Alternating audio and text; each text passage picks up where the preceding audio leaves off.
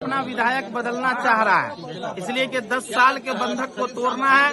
बस आप लोगों के बीच खड़ा होकर एक बात कहना है कि मधुबनी के मिट्टी का कर्ज है, भौवारा के मिट्टी का कर्ज है। आप एक बात का भरोसा रखिएगा कि जिन जिन लोगों ने हम लोगों को धोखा दिया है, सबको इस बार चुनाव में समझ में आ जाएगा कि भौवारा कितना ताकतवर है और भौवारा अपने वोट के लिए कितनी जिम्मेदारी से वोट करेगा।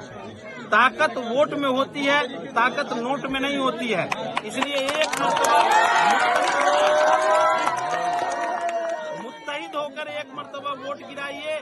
बड़े बड़े धन्ना सेठों का पैसा पड़ा का पड़ा रह जाएगा और आप जीत जाएंगे। आप मुझे वोट नहीं कर रहे हैं, आप खुद को वोट कर रहे हैं, खुद को जिताने के लिए वोट कर रहे हैं।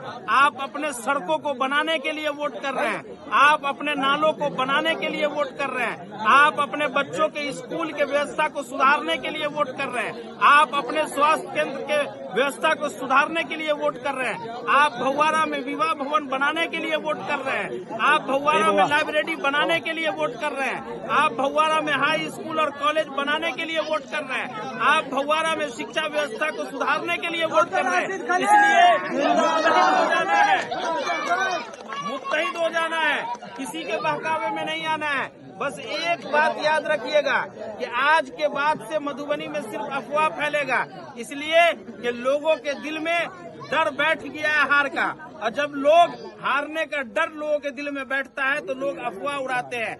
आपसे एक चीज बस कह के जा रहे हैं कि भौवारा का खून है मेरे अंदर।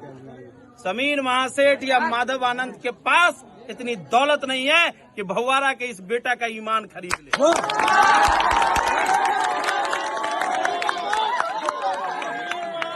जैसा अगर 100 धन्ना सेठ भी पैदा हो जाए और 100 धन्ना सेठ भी हमारे सामने खड़ा हो जाए, अगर आपका बाजू हमारे बाजू से मिला हुआ है तो 100 के 100 को पानीपत कर देंगे।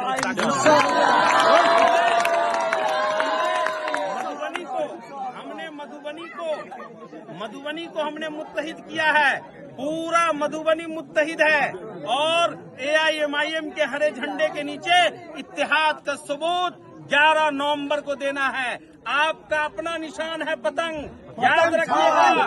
ये सुरक्षा और सम्मान की गारंटी है, ये विकास की गारंटी है।